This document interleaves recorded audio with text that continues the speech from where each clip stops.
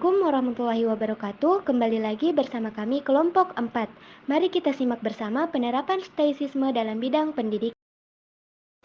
Pernahkah kamu merasa kelelahan dengan banyaknya tugas atau tantangan dalam hidup kamu? Atau mungkin kamu seringkali sulit dalam mengendalikan emosimu ketika tantangan terus datang bertubi-tubi? Jika ya, kamu tidak sendirian, karena kita semua pasti pernah merasakannya. Tapi, bagaimana jika ada filosofi yang sudah ada sejak ribuan tahun lamanya yang bisa membantu kita untuk tetap lebih tenang, lebih bijaksana, dan lebih fokus dalam menghadapi tantangan saat ini? Nah, inilah yang ditawarkan oleh aliran filsafat stoicisme, di mana sebuah filsafat yang relevan hingga saat ini termasuk dalam dunia pendidikan. Nah, pada video kali ini kita akan mempelajari bagaimana sih prinsip-prinsip dasar stoicisme bisa diterapkan dalam pendidikan yang bertujuan untuk membentuk karakter siswa yang tangguh, mandiri, bijaksana. Yuk kita mulai! Tujuan dari video ini yaitu untuk memberikan pemahaman tentang bagaimana prinsip-prinsip stoicisme dapat diterapkan dalam kehidupan sehari-hari, khususnya dalam pendidikan untuk membantu mereka menghadapi tantangan, mengelola emosi, dan fokus pada proses belajar, sehingga mereka dapat menjadi individu yang lebih tangguh dan bijaksana dalam menghadapi tantangan. Selanjutnya, kita akan membahas konsep dasar dari stoicisme. Untuk memahami konsep dasar stoicisme, kita dapat bayangkan hidup kita seperti kapal yang berlayar di tengah lautan yang luas.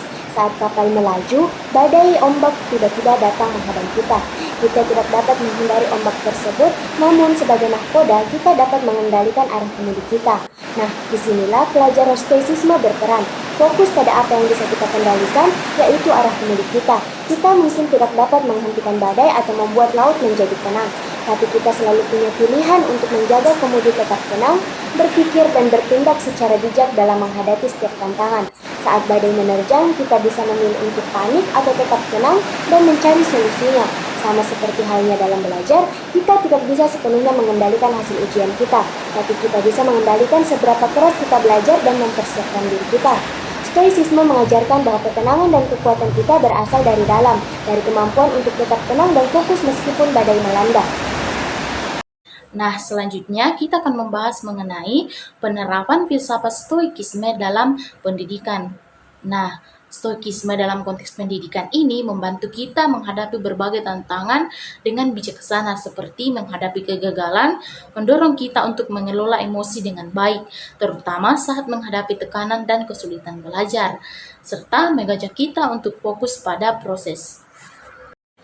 Pertama, penerapan aliran filsafat stoicisme dalam menghadapi kegagalan. Sebagai bagian dari perjalanan hidup, kegagalan seringkali tidak dapat kita hindarkan dan menjadi tantangan yang begitu berat. Namun, bagi seorang stoik, kegagalan bukanlah akhir dari segalanya. Sebaliknya, kegagalan merupakan peluang yang begitu berharga untuk terus belajar dan bertumbuh. Misalnya, saat kita menghadapi kegagalan dalam ujian, kita bisa melihatnya bukan sebagai kekalahan, tetapi sebagai bagian dari kesempatan untuk melakukan refleksi. Kita bisa bertanya pada diri kita sendiri, apa yang bisa saya pelajari dari pengalaman ini? Mungkin kita menyadari ada cara yang perlu kita tingkatkan atau strategi yang bisa diperbaiki dalam belajar.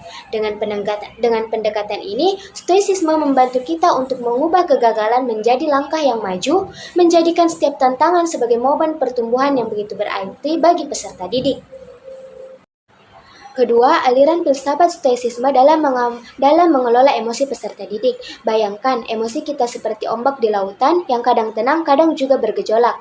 Kita bisa saja merasa senang, lalu tiba-tiba dihadapkan pada situasi yang membuat kita kecewa dan kesal. Nah, stoicisme ini mengajarkan kita untuk tidak hanyut dalam ombak emosi.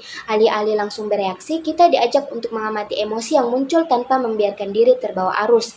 Dalam stoicisme, ada beberapa teknik yang bisa kita gunakan untuk membantu kita mengelola emosi. Salah satunya adalah pernapasan dalam.